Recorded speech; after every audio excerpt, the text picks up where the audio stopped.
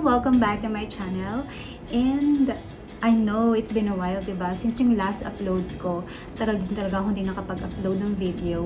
Pero yon, I'm back and with the short hair.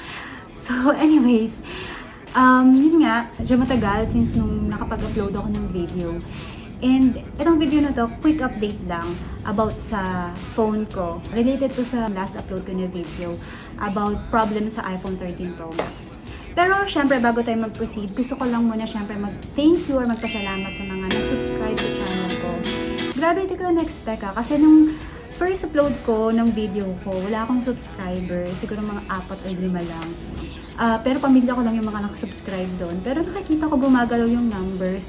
And thank you so much dun sa mga nag-subscribe. Grabe. Syempre, kahit paunti-unti, natutuwa ko kasi kahit paano mga nakaka-appreciate ng mga videos na ina-upload ko. And ayun, sana magtuloy-tuloy. Quick update lang tong video na to kasi bigyan ko lang kayo ng update about dun sa phone ko. Based nga dito sa title ng video na to, give up ko na ang iPhone 13 Pro Max ko. Pinasalo ko na siya sa iba. Pinasalo kasi nung binili ko yung phone na yun, gamit ko yung credit card ko. And good siya for 2 years na installment. So, pinasalo ko siya dun sa sister-in-law ko. Pero syempre, yung sister-in-law ko, aware naman siya sa nangyari or sa naging history ng phone na yun. So, wala naman naging problem so far. So, give up ko na siya. Actually, last month, nag-switch na ako sa iPhone 14 Pro. Ito siya. Ayan. Magtatanong dyan, syempre, kung bakit ko pinalitan. Disclaimer ha, hindi ko kayo hinihikayat na magpalit na kayo or ibenta nyo na yung phone nyo, nasa sa inyo pa rin yan. Sa akin kasi, yung reason kung bakit ko ginibab na yung iPhone 13 Pro Max ko kasi nakaka-trauma din, di ba? Parang ang hassle na naiisip ko na baka mangyari na naman yun, tapos magiging hassle na naman sa part ko. Though wala pa namang nangyayari, wala namang kakaiba pang nangyayari ngayon sa phone. Working naman siya since nung last na dinala ko siya sa service center. Pero syempre, hindi mawala sa isip ko na baka mangyari na naman siya ulit. So, doon talaga ako nakapag-decide na i-give up ko na lang siya. And yun, tanggap ko na rin sa sarili ko na nagamit ko lang siya ng 1 year na gumastos ako na magkano na rin yung nailabas kong pera dun sa installment na yun, di ba? Kasi, binili ko yung 13 Pro Max, in-expect ko talaga na magtatagal siya sa akin. Siguro, 4 to 5 years ko siyang magagamit before ako mag-change ng phone. Yung last phone ko prior ng iPhone 13 Pro Max, naka-iPhone 8 Plus ako. And tumagal siya sa akin ng more than 4 years. So, I was expecting din na sana sa 13 Pro Max is magtatagal din siya sa akin. Pero since nung nangyari sa akin yung widescreen for the second time, doon na talaga ako nakapag-isip-isip na siguro kailangan ko nang i-let go or tanggapin ko na lang sa sarili ko na talagang napagastos lang ako sa unit na yon. So again, yung iPhone 13 Pro Max, working pa rin siya until now. Alam ko na madami talaga yung nakaka-experience ng ganitong problem. Hindi ko man masagot yung mga comments nung iba dun sa previous video ko kasi yun, naging busy din talaga ako. Pero nababasa ko naman sila and nakikita ko talaga yung, or nafe-feel ko talaga yung frustration nila dun sa nangyari sa phone nila. As much as possible na gusto ko kayong tulungan, pero kung ano yung mga nabanggit ko or nasabi kong dun sa last video ko, yun lang talaga yung maitutulong ko or maishashare ko. Kasi yun nga, based lang din siya sa experience ko. May mga ilan-ilan din na nabasa ako na may nagka-issue rin sa 14 Pro or 14 Pro Max, like green screen or yellow screen.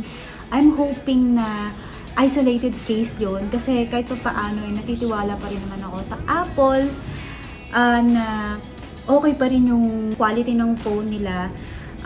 So, I'm hoping na itong 14 Pro sa akin, tumagal siya. Pero honestly talaga, nung first time na mangyari yung widescreen sa 13 Pro Max ko, talagang binala kong mag-switch sa iPhone 15 at dahil na nga rin sa nangyari dun sa pangalawang beses na nangyari yung widescreen, yung talagang napabili rin ako or napalitan ko talaga rin yung phone ko ng ito sa 14 Pro nang wala sa oras. So wala na rin akong ginawang unboxing moment dito sa 14 Pro ko. Dapat talaga hintayin ko yung iPhone 15. Kaso yun na nga, unexpected things happen, tapos ito na nga. Naisip ko na baka temporary lang din to kasi gusto ko rin talagang mag-switch talaga sa 15. So probably, hindi pa ako sure, hindi ko rin alam kung anong pwedeng mangyari, pero posible rin na i-let go ko to, ibenta, para makapag-switch ako sa iPhone 15. Pero depende pa. Depende talaga sa mangyayari kapag release ng iPhone 15 this coming September 12, I believe.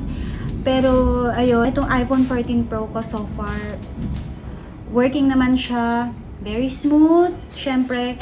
Pero minsan hindi ko maiisip na manghinayang doon sa iPhone 13 Pro Max. Kasi wala lang, kasi medyo na-attach na rin ako sa phone na yun. Pero ayun, well, tanggap ko na rin na ganun talaga. So basically, that's it. Update lang sa kung anong ganap ko or anong ganap ng phone ko. And guys, kung may mga questions kayo, I know yung mga iba hindi ko nasasagot. Kasi yung minsan yung mga tanong nyo, nandun na siya mismo sa video kung mapapanood lang talaga siya ng buo. So, pero if may mga questions, like may mga kakaibang questions na hindi ko nabanggit sa video, ayun, sinasagot ko siya. Nagko-comment din ako. So, anyway guys, hanggang dito na lang muna.